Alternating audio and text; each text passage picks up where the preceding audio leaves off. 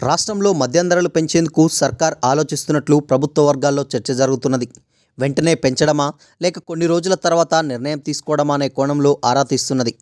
ఇప్పటికప్పుడు ధరలు పెంచితే కలిగే లాభనష్టాలపై బేరీజు వేస్తున్నట్లు సమాచారం. రాష్ట్రంలో ప్రతి 2 ఏళ్లకు ఒకసారి మద్యం ధరలు పెంచడం సాధారణం. 2 సంవత్సరాల క్రితం నాటి బీఆర్ఎస్ ప్రభుత్వం లిక్కర్ రేట్లను పెంచింది. అధికారంలోకి వచ్చిన వెంటనే ధరలు పెంచితే విమర్శలు వస్తాయనే కోణంలోనూ రాష్ట్ర ప్రభుత్వం ఆలోచిస్తున్నట్లు సమాచారం. రాష్ట్రంలో ప్రస్తుతం లభ్యమవుతున్న అన్ని బ్రాండ్ల మద్యంపై 20 నుంచి 25% వరకు ధరలు పెంచే అవకాశం ఉన్నట్లు సమాచారం.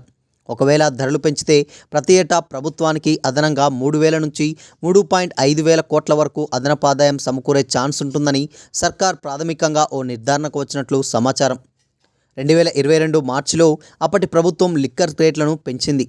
దాని ప్రకారం ఈ ఏడాది మార్చిలోనే ధరలను సవరించాల్సి ఉండగా పార్లమెంట్ ఎన్నికల కారణంగా వాయిదా పడినట్లు అధికారులు భావిస్తున్నారు.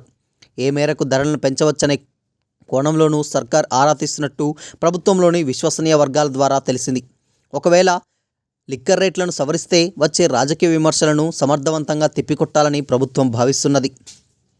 రాష్ట్ర ప్రభుత్వానికి వస్తున్న ఆదాయ వనరుల్లో ప్రధానంగా లిక్కర్ సైతం ఒకటి. మద్యం అమ్మకాల ద్వారా ప్రతి ఏటా సుమారు 37,000 కోట్ల వరకు సర్కారుకు ఆదాయం సమకూరుతున్నది. కాంగ్రెస్ ఎన్నికల ప్రణాళికలో అనేక సంక్షేమ పథకాలను ప్రకటించింది.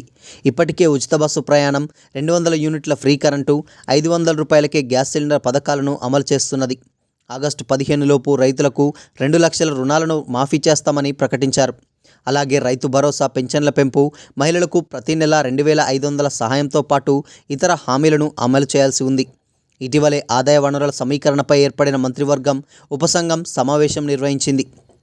అందులో ఏ శాఖల నుంచి అదనంగా నిధుల సమీకరణ చేయొచ్చని చర్చ జరిగింది. అందులోనే లిక్కర్ రేట్ల పెంపు అంశం సైతం ప్రస్తావనకు వచ్చినట్లు టాక్. ఏపీలో జగన్ సీఎంగా ఉన్నప్పుడు కేవలం కొన్ని లిక్కర్ బ్రాండ్ల విక్రయానికి మాత్రమే అనుమతిచ్చారు. దీంతో తెలంగాణ సరిహద్దు జిల్లాలకు ఏపీ ప్రజలు వచ్చి తమకు కావాల్సిన బ్రాండ్లకు కొనుగోలు చేసేవారు. ఫలితంగా ఆ సరిహద్దు ప్రాంత లిక్కర్ షాపులకు డిమాండ్ ఎక్కువగా ఉండేది. కానీ ఇప్పుడు అక్కడ టీడీపీ ప్రభుత్వం ఏర్పడడంతో లిక్కర్ పాలసీ మారి అన్ని బ్రాండ్ల లిక్కర్ విక్రయాలకు అనుమతిచ్చే ఛాన్స్ ఉందనే ప్రచారం జరుగుతున్నది. అందుకు ఏపీ పాలసీని దృష్టిలో పెట్టుకుని మద్యం ధరలను పెంచే అవకాశం ఉంటుందని ఓ సీనియర్ ఐఏఎస్ అధికారి వెల్లడించారు.